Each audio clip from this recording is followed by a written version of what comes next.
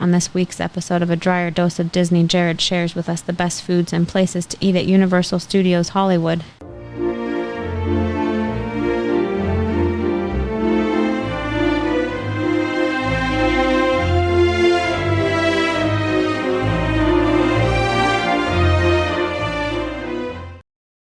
Welcome to another episode of A Dryer Dose of Disney. I'm your host, Jared Dryer, and today we are on episode 4 of our 11-part series where we are taking you through the Disney and Universal parks and talking about the best foods at the park and the best places to eat. And on today's episode, we are going to be going to Universal Studios Hollywood, and we are going to be talking about the great foods that they have there and the best places to eat while you guys are visiting that theme park. Of course, after this episode, we are going to jump on over to the East Coast and follow it up with our Disney World and our Universal Studios Orlando episodes, as well as City Walk and Disney Springs. And if you haven't heard them yet, our Disneyland, California Adventure, and Downtown Disney episodes are already live. So go check those out. Please click subscribe so that way you are delivered the content every single week when we drop a new episode.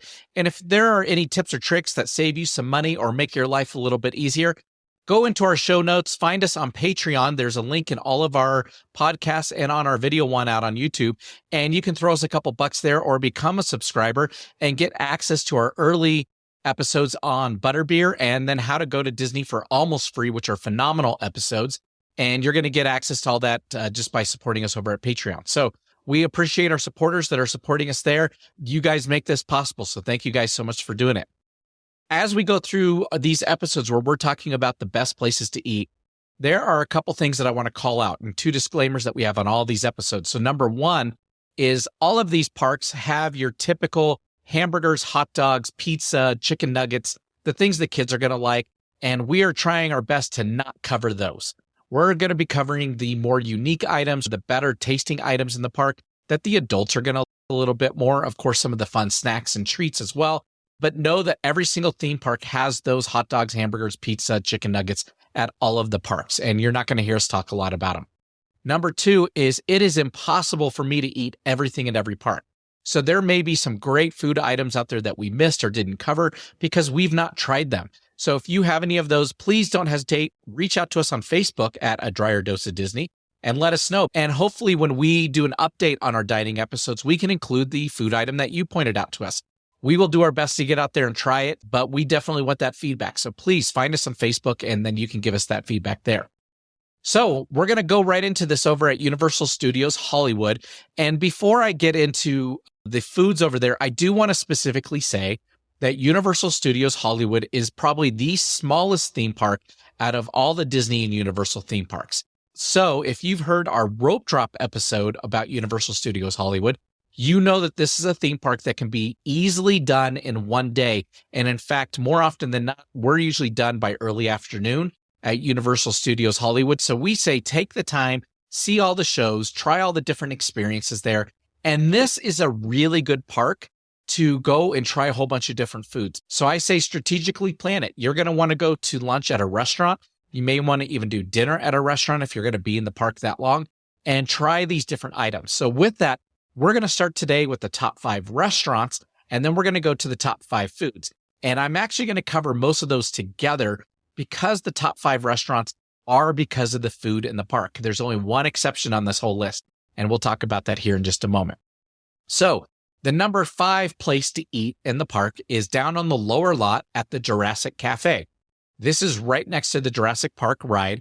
This cafe is going to have your typical hamburgers and hot dogs and all those things. What we really there is the citrus glazed chicken over at the Jurassic Cafe. So this is a rotisserie style chicken. The meat is just falling off the bone. It's great flavor. Like I said, like a rotisserie chicken that's very well seasoned. And it is a good break from your normal park type food that is very sugary and a lot of carbs. The citrus glazed chicken at Jurassic Park is phenomenal, hands down. So we definitely recommend that if you are looking for that healthier choice in the park that's going to have really good flavor. So down at the lower lot, down by the Jurassic Park ride. So that is our number 5 restaurant and our number 5 meal. Our number 4 restaurant is up on the upper lot in the center. It's called Mel's Diner. It is a 50 styles diner, and they actually have this at both Universal Hollywood and Orlando. And their item there, again, now they're going to have a lot of the hamburgers, just like anywhere else, but they have a barbecue brisket sandwich that is really good. So if you like those smoked meats, they've got a barbecue brisket sandwich at Mel's Diner, which is our go-to item at that place. That is phenomenal. So we definitely encourage you to do that. And that is our number 4 recommendation for both restaurant and places to eat. Our number 3 is over at Cletus's Chicken Shack, which is in Springfield, USA, which is the Simpsons land. And in Cletus's, they have chicken and waffles.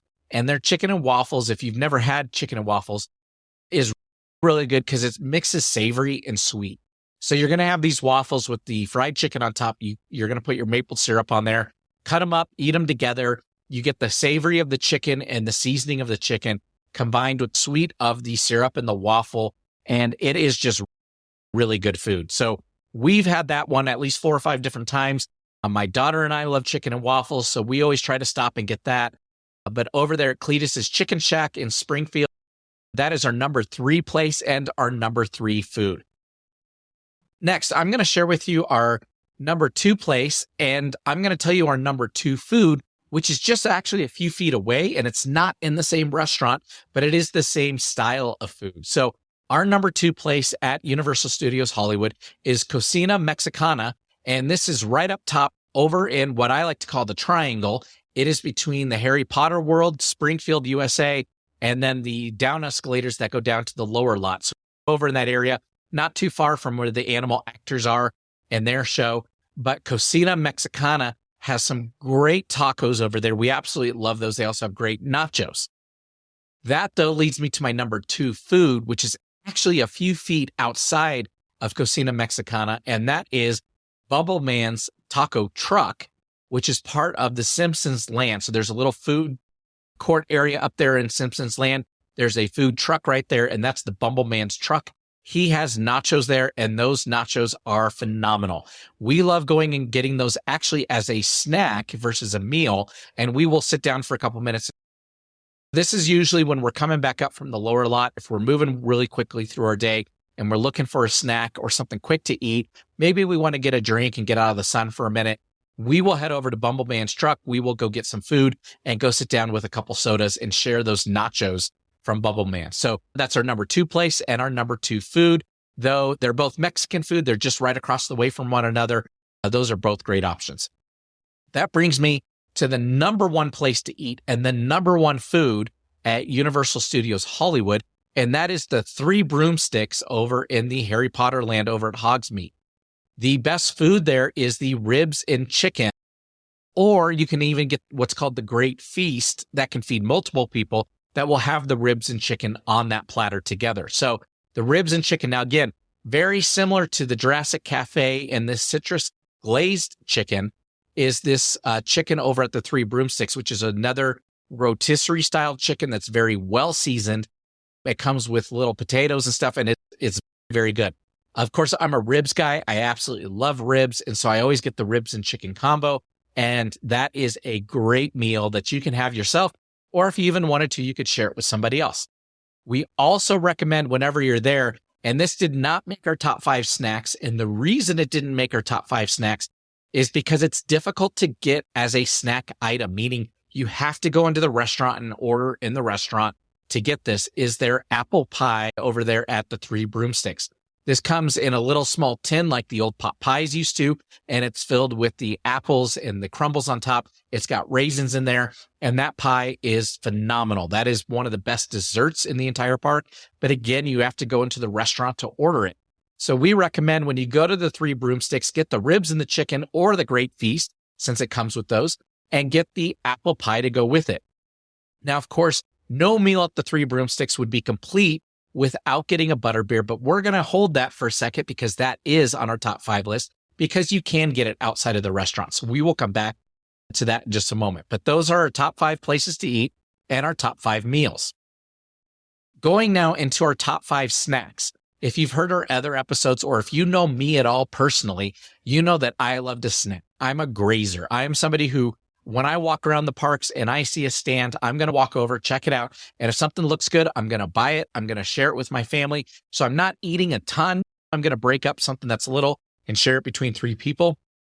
But that's how I get a lot of mileage through the parks and get to try a lot of great foods, which we absolutely love. So these are the top 5 snacks that I've picked up as we've gone through Universal Studios Hollywood. And in fact, this first one is out in City Walk on your way in, and they have it both in Hollywood and in Orlando, and that is Voodoo's Donuts. If you have not had a Voodoo's Donuts, those are phenomenal. My personal favorite is the Grape Ape, and they have really cool, unique themes on their names, and the flavors are really good. My wife loves the Maple Bacon Bar, which is really good. Like I said, I like the Grape Ape, which has some nice frosting with some grape seasoning on top. There are a lot of great things there. So Voodoo Donuts is a great place to stop on your way into the park, but Voodoo's Donuts is a great place to go. Once you're in the park, my number 4 is going down to the Studio Scoop, which is on the lower lot. So you're going to go down all the escalators, and there's 3 rides down there. You have Jurassic World, you have the Revenge of the Mummy, and you have Transformers, the ride 3D.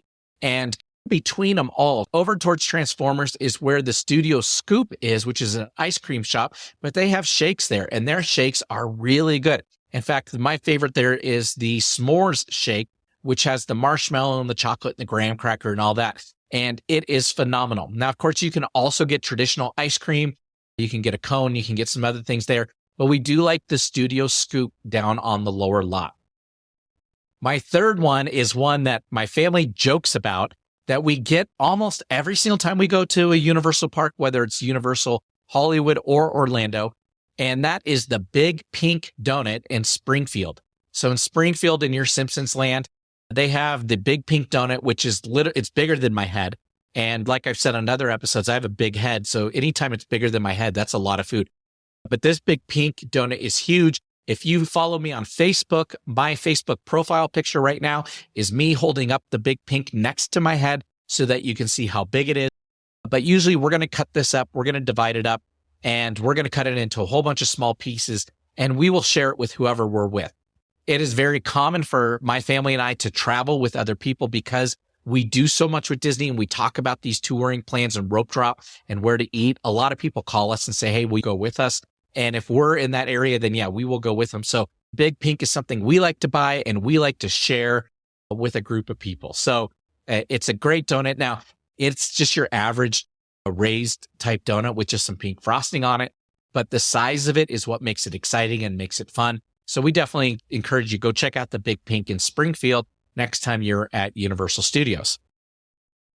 That brings us to our number 2 item on the list. And I'm going to tell you our number 2 is something that is highly debatable. People want it to be number 1. I will tell you the reason that I did not make it number 1, and that is Butterbeer. And Butterbeer is phenomenal in the park. Now, the reason I didn't make it number 1 is there are 2 types of Butterbeer that you can get at the carts, and there is a 3rd type you can get in the restaurant, and this is why it's not number 1. The 2 types at the cart are the liquid, just a normal drink style butterbeer that has the liquid butterbeer at the foam topping. The second one is the better, in my opinion, which is the frozen butterbeer with the same foam topping on top. We have tried both the liquid version and the frozen version, and everyone we've talked to, everyone that's been with us, everyone that I've ever encountered that has had the frozen and the liquid has agreed the frozen is better. It tastes better. The consistency is better. It holds the foam topping a little bit better. And it just feels more refreshing than the traditional liquid, which tends to go a little too quick, meaning that when it's frozen and you're drinking it up the straw, it takes a little while to consume that beverage, which makes it a little bit more enjoyable. Where if it's just the normal drink, you could drink it really quick and then it's all of a sudden gone. However, those are the 2 that you can get at the carts or in the traditional areas out at Harry Potter. The one you can't get at the carts that you actually have to go inside the restaurant to get is the hot butterbeer. And if you have not had hot butterbeer, you have been missing out. This is better than the other 2 combined, hands down. And it is like a butterscotch steamer. So if you're familiar with steamed milk, steamer type of drinks that you can get at Starbucks or somewhere else, it is like a butterscotch steamer with that same foam topping. And it is just so sweet and so good. The hot butterbeer is definitely something you want to drink on a cold day. And in Anaheim or out in Hollywood, you're going to have some more opportunity to drink that than you would in Orlando, which is traditionally much more hot and humid than California. When you're out there and it's a cooler day, there's been a lot of times we've been in jackets or been in jeans. You want to go into the Three Broomsticks. You want to order yourself a hot butter beer, probably even with that apple pie, and go sit down and enjoy that with your family and share, because the hot butter beer is absolutely phenomenal. But because it's not available at the carts, that's why it is in my number 2 position. Now, if you like butterbeer, a shameless plug, out on our Patreon page, we do have our episode about how to make homemade butterbeer. And I will tell you, I have tried probably 30 different recipes for homemade butterbeer, and they all missed it. Every single one of them missed it. And you could not get the good quality home butterbeer that you could get at the parks. We took a whole bunch of those recipes. We mixed and matched them. We combined some of the best things from some of them with Margaritaville margarita machine and made a frozen version. And I will tell you, we nailed it. This butterbeer recipe that's available on our Patreon site, so if you support us there, you get free access, is exactly what they sell in the park, with one caveat.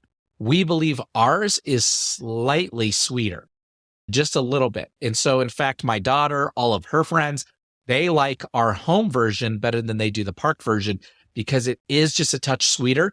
But you want to go listen to that episode. It's not a tough recipe, but it's the amounts, it's the quantities that you put things in there that really hit a home run with this recipe and really replicate what is found in the parks, which is what a lot of the other recipes miss, is they are doing things in incorrect proportions. So it becomes too heavy on one side. So too much cream soda versus not enough butterscotch and vice versa. You definitely want to go check that out. But that's our number 2, which now brings me to our number 1 best thing in the park. And that is also at the Hogsmeade Harry Potter area. And that is called a cauldron cake. And these are your typical lava chocolate cakes. They are available in the shops there. These cauldron cakes are served warm with the hot chocolate drizzle in the middle. And they are absolutely to die for. They are so good. I would recommend do not eat a cauldron cake while drinking a butterbeer. That is way too much sugar. That'll put you on overload. Do consume them one after the other and probably get some water or milk to go with that cauldron cake because it is very sweet. But that is by far the best treat in the park over at Universal Studios Hollywood. So with that, we've taken you through the 5 best restaurants, the 5 best snacks over there in the park. Our I can do this all day tip of the day. I'm going to come back to what I told you guys at the beginning. Take your time at Universal Studios Hollywood. It is a small park. You are going to be able to get through this park very quickly, easily within one day, and you're going to have plenty of time to do everything you want to do, ride all the rides, and see all the shows. So take your time. Go through the shops. Go through the restaurants. If you want to get that hot butter beer and that apple pie, go take some time and go sit in the Three Broomsticks for a little bit. Have some food there. Explore the restaurant and get that ambiance and that atmosphere. And then, hey, go down to the lower lot, do those rides. Maybe go to Jurassic Cafe. Maybe you guys all split the citrus glazed chicken down there. But go get a shake over at Studio Scoop. Come back up. Go see a couple shows. Go over and do the Minions ride. They have Minions food over there. None of that made our list, but they have banana-based foods over there because the Minions love bananas. And that's a fun area. And they've got a little fair area with little kid rides if you have little kids. Explore this area. And when you're done and you come out, go explore City Walk. Our favorite place to eat at City Walk, again, this isn't on top 5 places to eat, but our favorite place is Bubba Gump Shrimp Company. So we like to hit Bubba Gump's whenever we've got extra time. But there's really cool shops over at City Walk, including a comic book store, Popcornopolis. If you've never had Popcornopolis, they've got some great gourmet popcorns. You've got Voodoo Donuts that we've already talked about, and a lot of other really cool places over there. Universal Studios Hollywood and City Walk is a really cool island in downtown Hollywood where you're going to get the theme park experience, some great food, and you're going to have some great fun, and it can all be done very easily in one day. So the tip of the day, take your time, enjoy it, enjoy your family, enjoy your friends, and just really interact with one another at this park because you're going to have the extra time. You don't have to run around as much. We hope you have a great day. Join us for our next episode as we hop back out to the East Coast and start with our Orlando parks and start telling you guys about the best places to eat over there. We'll talk to you later. Bye bye.